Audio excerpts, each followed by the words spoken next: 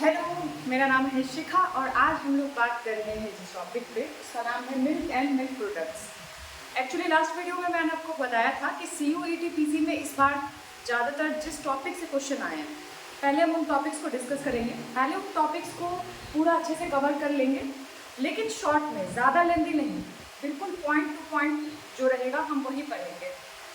और मेरा ये फोकस है इस चीज़ पे कि आप लोग जो टॉपिक्स इजीली कवर किए जा सकते हैं पहले, और जिनका वेटेज भी ज़्यादा है एग्ज़ाम में, पहले उनको कवर कर लें, देन फिर नेक्स्ट हम लोग आगे नेक्स्ट टॉपिक्स की तरफ बढ़ेंगे। तो लास्ट वीडियो में मैंने बताया था कि हम मिल्क एंड मिल्क प्रोडक्ट्स से स्टार्ट करेंगे, तो ठीक है, आज हम लोग स्टार्ट करते हैं मिल्क एंड मिल्क प्रोडक्ट्स से। तो आज का टॉपिक है हमारा मिल्क एंड मिल्क प्रोडक्ट्स, ठीक है। तो जो आपके CUET का जो सिलेबस है उसके हिसाब से आपको पता है कि आपने NT की वेबसाइट से ऑब्वियसली सिलेबस डाउनलोड कर लिया होगा। तो यहाँ सिलेबस में, जैसा कि सिलेबस है मेरे पास, तो यहाँ पे इसमें मैं देख रही हूँ कि मिल्क एंड मिल्क प्रोडक्ट्स में जो पहला टॉपिक है वो है आपका कंपोजिशन एंड न्यूट्रिटिव वैल्यू। तो हमें टॉपिक वाइज कवर करना है, तो हम टॉपिक वाइज ही स्टार्ट करेंगे। तो इसका पहला टॉपिक है इसमें कंपोजिशन एंड न्यूट्रिटिव वैल्यू, ठीक है। तो कंपोजिशन एंड न्यूट्रिटिव वैल्यू से स्टार्ट करते हैं कंपोजिशन से, ठीक है। तो जो मिल्क का मेजर कंपोनेंट्स है पहले वो देखेंगे कि मेजर कंपोनेंट्स क्या है। सबसे पहले इसका मेजर कंपोनेंट है वाटर, तो 85.5 टू 88.5%, ठीक है। 85.5 टू 88.5% क्या इसमें ज़्यादातर वाटर है।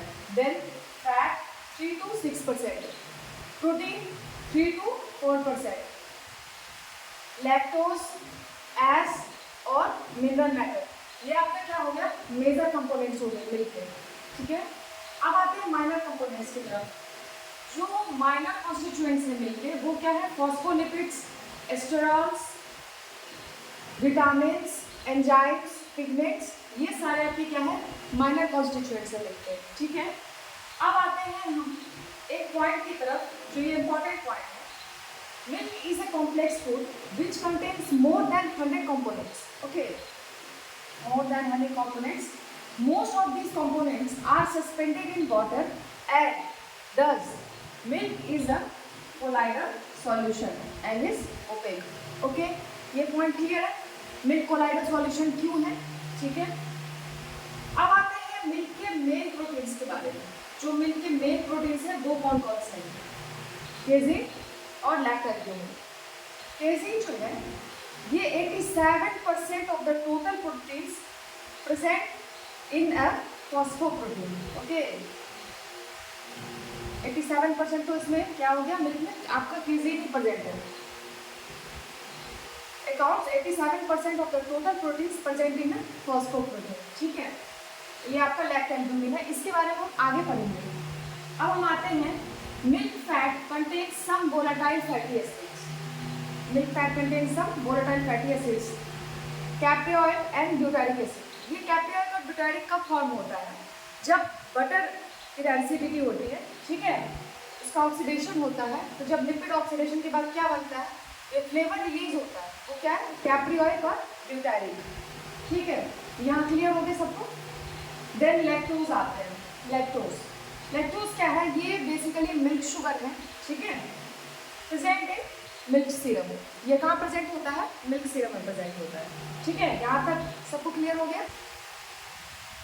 तो आप एक और इम्पॉर्टेंट पॉइंट देख लेते हैं यहाँ पे हम लोग।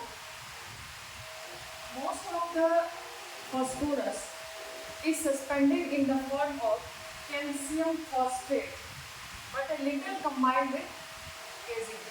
तो मिल्क में जो मैक्सिमम फॉस्फोरस होता है, ठीक है, उसमें से ज़्यादातर क्या होता है, कैल्शियम फॉस्फेट के फॉर्म में सस्पेंडेड होता है, किसमें, मिल्क में, ठीक है। तो ये एक इम्पॉर्टेंट पॉइंट है कि पूछ सकता है यहाँ पे कि मिल्क में जो फॉस्फोरस है वो किस फॉर्म में सस्पेंडेड होता है, ठीक है।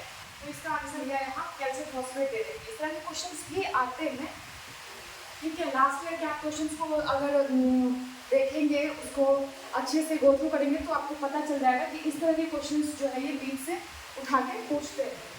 और जो बस थोड़ा सा जो फॉस्फोरस जो एक्स्ट्रा है वो किसके फॉर्म में रहता है, केजीन के फॉर्म में, ठीक है।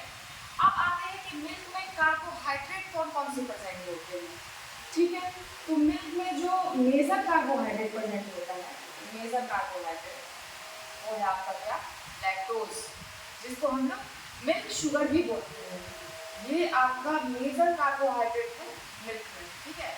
और जो मैं कह रही हूँ कि क्वेश्चंस आते रहते हैं बीच से, तो मैं इसके साथ बताती जाऊँगी कहाँ कहाँ से क्वेश्चन भी आ रहे हैं। ये है आपका क्वेश्चन एरिया, ठीक है, वेरी वेरी इंपॉर्टेंट। ये कि मिल्क का सबसे लीस्ट वेरिएबल कंपोनेंट कौन सा होता है, एकदम डायरेक्ट क्वेश्चन बनते हैं इससे। तो ये आपका हो गया और लैक्टोज। लैक्टोज जो है वो मिल्क का सबसे लीस्ट वेरिएबल कंपोनेंट है, ओके। देन लैक्टोज क्या है, लैक्टोज डाइसैकेराइड है, ठीक है, मिल्क शुगर डाइसैकेराइड, दो components, D glucose D galactose, ठीक है। ये इस फॉर्म में एग्जिस्ट कर रहा है, डी ग्लूकोज और डी गैलेक्टोज दो फॉर्म है इसका, ठीक है। और ये डी ग्लूकोज और डी गैलेक्टोज एक दूसरे से कैसे ज्वाइन होते हैं, किस लिंकेज के थ्रू ज्वाइन होते हैं, ये होते हैं बीटा 1,4 ग्लाइकोसिडिक लिंकेज, ठीक है। बीटा 1,4 ग्लाइकोसिडिक लिंकेज से ये आपस में जुड़े रहते हैं। ये भी आपका डायरेक्ट क्वेश्चन है, ये डायरेक्ट पूछ देता है कौन से लिंकेज से जुड़ा रहता है, ठीक है। केमिकल नेम ऑफ लैक्टोज फिर से इंपॉर्टेंट, मैं आपको जो भी पॉइंट बता रही हूँ, मैंने आपको कहा था, मैंने आप लोगों से कहा था कि हम टू द पॉइंट पढ़ेंगे। जो क्वेश्चन डायरेक्ट आएंगे पेपर में हम सिर्फ उन पे फोकस करेंगे, और हम पूरा सिलेबस तो कवर कर ही रहे, लेकिन हम जो भी पॉइंट कर रहे हैं वो सारे इंपॉर्टेंट, कुछ इसके नहीं कर सकते, ठीक है।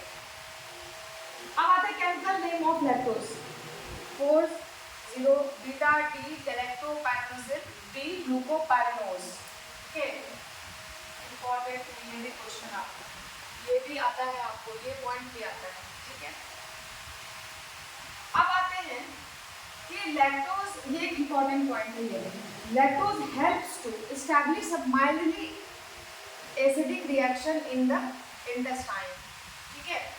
Lactose helps to establish a mildly acidic reaction in the intestine, bracket में, which checks the growth of proteolytic bacteria, okay.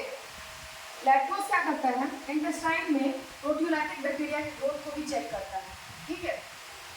और माइल्डली एसिडिक रिएक्शन जो है वो इंटेस्टाइन में किसकी वजह से होता है, लैक्टोज की वजह से, एंड फैसिलिटेट्स एसिमिलेशन, ओके। तो ये भी इंपॉर्टेंट है, आप देख रहे हैं लैक्टोज का, यहाँ पे आप जितना पॉइंट देख रहे हैं सारे इंपॉर्टेंट हैं। अब आते हैं लैक्टोज के अलावा कौन कौन से कार्बोहाइड्रेट्स और हैं जो मिल्क में प्रेजेंट होते हैं।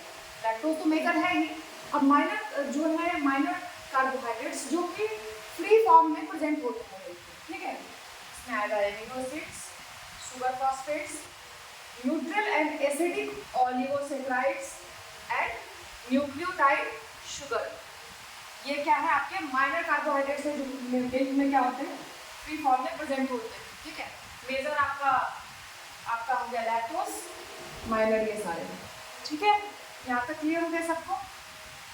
ये सब आप लोग स्क्रीनशॉट ले लीजिए, नोट करते जाइए, ये जो भी टॉपिक है, जो भी ये सारे इंपॉर्टेंट, ठीक है। मैं आपको बिल्कुल to the point content provide कर रही हूँ, ठीक है।